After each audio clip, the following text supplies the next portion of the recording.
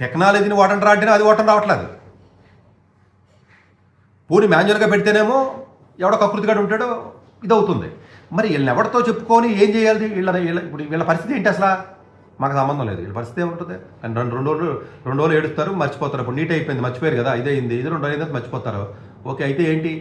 సావండి, కుక్కలో పురుగులు బొద్దింకలు లాంటి వాళ్ళు కదా మనందరం అని చెప్పి అంటున్నారు వాళ్ళు. అదేంటి, బయటకు వచ్చి ఐఐటి మద్రాస్కి ఇచ్చాము, ఐఐటి కాన్పూర్కి ఇచ్చాము, వాళ్ళు దీన్ని సరి చేస్తారు అని చెప్పి వెళ్ళిపోయాడు అంతేనా? దీనికి సొల్యూషన్ అది కాదు కదా. ఇప్పుడు జరుగుతున్నప్పుడు సొల్యూషన్ మొత్తాన్ని సరి చేయండి, మీకు దండం పెడతాను రా, మొత్తాన్ని సరి చేయండి. పేపర్లు మొత్తం 17 లక్షలు మళ్ళీ చూద్దండి. ఎవడో 500 మందికి అన్యాయం జరిగితే, లేదా 1000 మందికి అన్యాయం జరిగితే, 10,000 మంది అన్యాయం జరిగితే మొత్తం 17 లక్షలు మేము ఎందుకు అన్యాయం చేయాలి సార్? ఇప్పుడు యుద్ధానికి వెళ్ళినప్పుడు 10 మంది చచ్చిపోతే మాకు ఉపయోగమే కదా, అది పోతే పోయారు కొంతమంది, 10,000 మందితో నాకు పని ఏంటని అనకంటే. ఒక ప్రతి స్టూడెంట్ లైఫ్ ఇంపార్టెంటే కదా. భారతదేశంలో జనాభా ఎక్కువైపోవడం వల్ల మనుషులు చచ్చిపోయినా పర్లేదు అంటారు మీరు.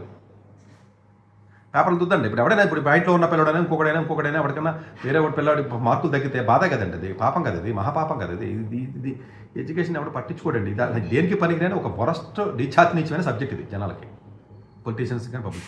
ఇన్ని ప్రెస్ మీట్లు జరుగుతున్నాయి కదా పొలిటీషియన్స్. ఎక్కడైనా ఎడ్యుకేషన్ గురించి మాట్లాడుతూ విన్నారా మీరు? రేవంత్ రెడ్డి గారు కానీ, అక్కడ చంద్రబాబు నాయుడు గారు కానీ, లేకపోతే అక్కడ పవన్ కళ్యాణ్ గారు కానీ, అక్కడ ఉన్నటువంటి సెంట్రల్లో ఉన్నటువంటి మినిస్టర్స్ కానీ, మీరు చెప్పండి అసలు క్వాలిటీ ఆఫ్ ఎడ్యుకేషన్ గురించి మాట్లాడినప్పుడు పొలిటీషియన్ ఎవడన్నా ఉన్నాడా? లేదు.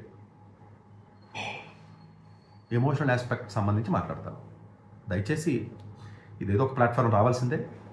ఇంక నాలాంటి తప్పదు. ఇంక ఈ చదువు వీడియోలు మానేసి ఇలాంటి వాటికన్నా రావాలి బయటకు. ఇంక వేరే మార్గమే నాకేమీ కనిపించట్లేదు. సరే, ఆల్రెడీ కేసులు ఉన్నాయి, ఇంకో 4 కేసులు వేసి లోపల వేస్తారు, అంతకుమించి ఏం జరుగుతుంది. కానీ ఇది మామూలే నాకు.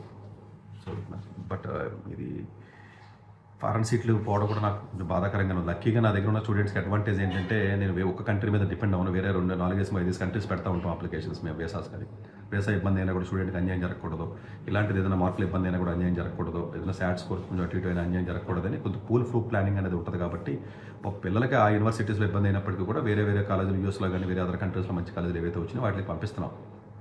బట్ ఇంత ప్లానింగ్ అంటే నాకంటే అవగాహన ఉంది కాబట్టి ఇలాంటివి నేను చేయగలుగుతున్నాను. బట్ చాలామంది పిల్లలు పాపం ఎలాంటి అవకాశం లేకుండా అయిపోయినాయి.